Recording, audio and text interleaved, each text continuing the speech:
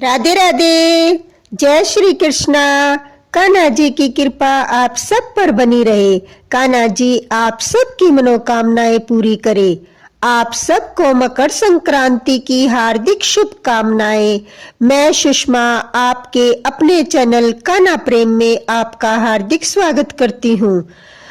मकर संक्रांति पर काफी सारे नेकचार लिए जाते हैं। आज मैं आपको 84 लाख योनियों से मुक्ति पाने के लिए सुनी जाने वाली कथा का नियम कैसे ले, कौन सी कथा सुने और उद्यापन कैसे करें, यह सब इस वीडियो में बताने वाली हूँ। इससे पहले अगर आप चैनल पर नए हैं तो प्लीज कान्हा प्रेम चैनल को सब्सक्राइब करें और वीडियो अच्छी लगे तो लाइक भी करें। चलिए वीडियो शुरू करते हैं। ऐसा माना जाता है कि इस कहानी को सुनने से मनुष्य को 84 लाख योनियों से मुक्ति मिल जाती है, उनके सभी पाप नष्ट हो जाते हैं। इस कहानी का नियम मकर संक्रांति से शुरू करके पूरा 1 साल तक सुनने का होता है। अगले साल मकर संक्रांति पर इसका उद्यापन किया जाता है। अगर आप पूरे साल नहीं सुन सकते तो 7 दिन तक जरूर सुने, पर कोशिश करें पूरा वर्ष सुनने की, उसका पुण्य अधिक होता है। आइए अब कहानी सुनते हैं। एक बार की बात है कि मैया यशोदा प्रभु श्री कृष्ण के उल्हानों से तंग आ गई और छड़ी लेकर श्री कृष्ण की ओर दौड़ी। जब प्रभु ने अपनी मैया को क्रोध में देखा तो वह अपना बचाव करने के लिए भागने लगे। भागते भागते श्री कृष्ण एक कुम्हार के पास पहुंचे।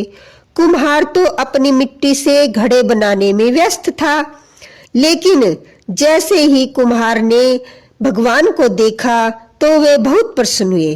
कुम्हार जानता था कि श्री कृष्ण साक्षात परमेश्वर है। तब प्रभु ने कुम्हार से कहा कि कुम्हार जी, आज मेरी मैया मुझ पर बहुत क्रोधित है। मैया छड़ी लेकर मेरे पीछे आ रही है, भैया मुझे कहीं छुपा लो।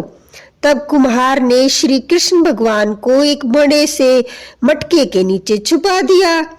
कुछ ही क्षणों में मैया यशोदा वहां आ गई और कुम्हार से पूछने लगी, क्यों रे कुमार, तूने मेरे कन्हैया को देखा है क्या? कुम्हार ने कह दिया, नहीं मैया, मैंने कन्हैया को नहीं देखा, मैंने तो अपने प्रभु को देखा है। श्री कृष्ण ये सब बातें बड़े से घड़े के नीचे छुपकर सुन रहे थे। मैया तो वहां से चली गई। अब प्रभु श्री कृष्ण कुम्हार से कहते हैं, कुम्हार जी, यदि मैया चली गई हो तो मुझे घड़े से बाहर निकालो।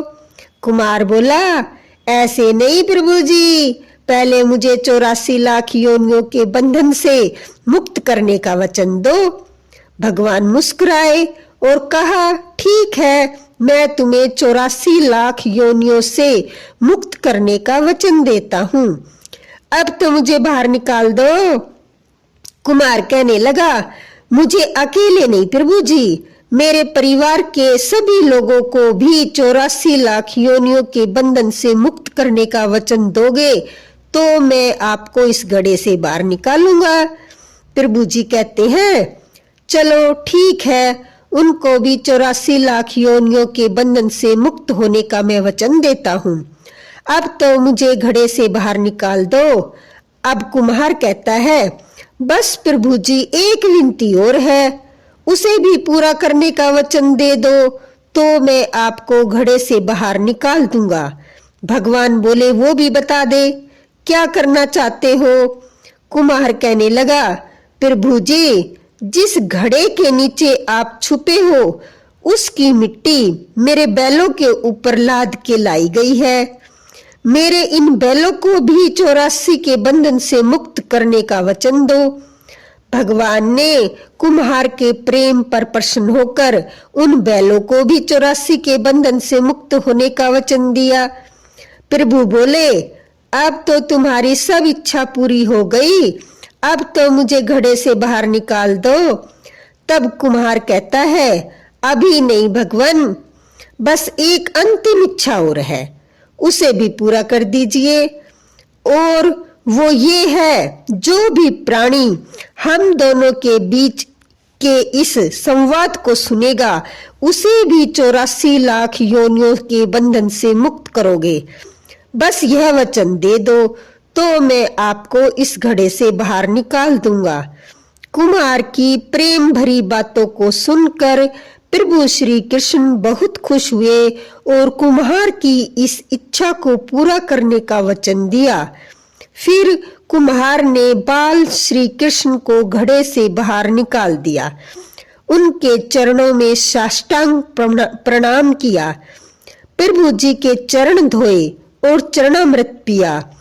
अपनी पूरी झोपड़ी में चरणामृत का छिड़काव किया और प्रभु जी के गले लगाकर इतने रोए कि प्रभु में ही विलीन हो गए। जरा सोच के देखिए, जो बाल श्री कृष्ण 7 कोस चौड़े लंबे गोवर्धन पर्वत को अपनी एक उंगली पर उठा सकते थे, तो क्या वे घड़े से बाहर नहीं निकल सकते थे? लेकिन बिना प्रेम रिझे नहीं नटवर नंद किशोर। कोई कितने भी यज्ञ करे, कि अनुष्ठान करे, कितना भी दान करे, चाहे कितनी भी भक्ति करे, लेकिन जब तक मन में प्राणी मात्र के लिए प्रेम नहीं होगा, प्रभु श्री कृष्ण नहीं मिल सकते। राधे राधे, जय श्री कृष्णा। तो हमें ये कहानी मकर संक्रांति से शुरू करके जरूर सुननी चाहिए और भगवान श्री कृष्ण की भक्ति करनी चाहिए। बोलो राधे राधे। मिलते हैं अगली वीडियो में।